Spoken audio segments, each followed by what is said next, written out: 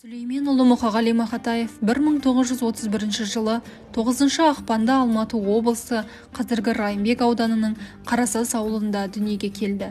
Азан шақырып қойған есімі Мұхаммед Қали. Ол өзінің замандағы барлық адамның қолы жете бермейтін бірнеше оқу орнына жеке ізденістің арқасында қабылданады. Алғашында Қазмудың филология факультетіне, содан кейін шет тілдері институтына, артынша Қазмудың заң факультетіне оқуға түседі.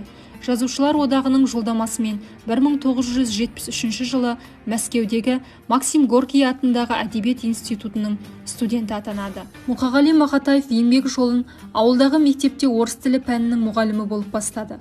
Оның орыс тіліне жетік болуы әлем әдебиетін оқуына септік болды. Кейін аудандық газетте тілші болып қызмет жасады. Ақын жазушының басы қосылған рухани астанамыз Алматыға келіп, әдеби ортаға тап болды. Үлкен шаһарда пәтерден пәтерге, қызметтен қызметке ауысып, тұрмыс тапшылығымен бетпе-бет келеді. Бірақ Мұқағали өзінің ақындық талантының пайдасын көп көрді. Жыл сайын кітап шығып, қаламақыға қомақты қаржы алып отыратын еді. Мұқағали ауруға шалдығып өмірінің аз бөлігі қалғанын дәрігерлерден біліп алады. Содан бар мүмкіндігін өлең жазуға арнап, 12 жылдың ішінде 8 жыр жинағы жарық көреді. Ақынның барлық тағдыры өзінің өлеңдеріне шынайы көрініс береді.